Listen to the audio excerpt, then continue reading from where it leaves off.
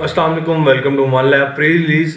इस वीडियो में हम आपके पास जो ऑप्शंस अवेलेबल करवा रहे हैं आने वाली रिलीज़ में, उसके बारे में आपको बताएंगे। ठीक है, अकाउंटिंग के अंदर हमने 2 नए टैब प्रोवाइड किए हैं आपकी आसानी के लिए, यूज़र फ्रेंडली बनाने के लिए, जो कि आपके अब जितनी भी ट्रांजैक्शंस पहले आप करते थे, ऐड एक्सपेंस की, परचेज ऑर्डर्स की या डॉक्टर बेस की, कलेक्शन सेंटर बेस की, आपको इंडिविजुअली एक एक टैब पे क्लिक करके जाना पड़ता था।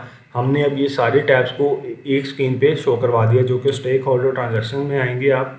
ठीक है, जितने भी आपने एक्सपेंस करने हैं आपने इसी में से जो स्क्रीन में आपने आकर ऐड करने हैं। ठीक है, फॉर एग्जांपल हम एक्सपेंस ऐड कर लेते हैं यहाँ पे परचेज का।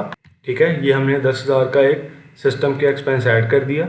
इसी तरह जैसे मैंने एक एक्सपेंस ऐड किया, अगर आपने जनरल पेमेंट्स ऐड करनी है, कलेक्शन सेंटर की पेमेंट्स ऐड करनी है, तो आपने इसी तरह आप इसको इंडिविजुअली यहाँ पे ऐड कर सकते हैं। ठीक है, और इसके बाद आपने जो एक्सपेंस किया हुआ है वो आपने जो देखना है, तो देखने के लिए आपने अगेन अकाउंटिंग के अंदर जो हमने दूसरा टैब दिया वो है स्टेक होल्डर ट्रांजैक्शन लिस्टिंग का।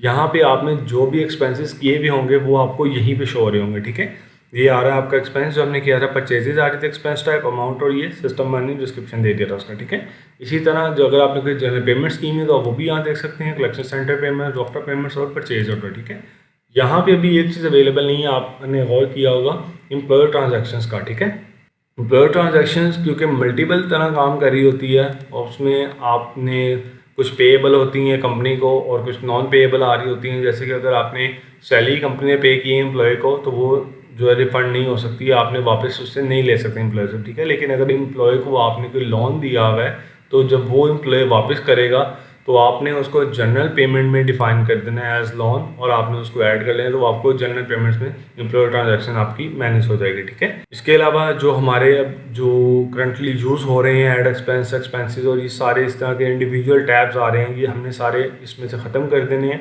और आने वाली रिलीज़ के बाद आपके पास सिर्फ 2 मेन टैब्स होंगे, एक्सपेंसेस ऐड करने के लिए, पेमेंट्स ऐड करने के लिए स्टेक होल्डर ट्रांजैक्शन होगी, और उसको देखने के लिए कि आपने जो भी ट्रांजैक्शंस की हैं, पेमेंट्स ऐड की हैं, वो देखने के लिए आपने स्टेक होल्डर ट्रांजैक्शन लिस्टिंग पे आना है। ठीक है, इसके अलावा अगर आपका कोई सवाल हो या कोई आपका सजेशन हो तो आप हमारे दिए गए नंबर पर हमसे रब्ता कर सकते हैं। शुक्रिया, अल्लाह हाफिज़।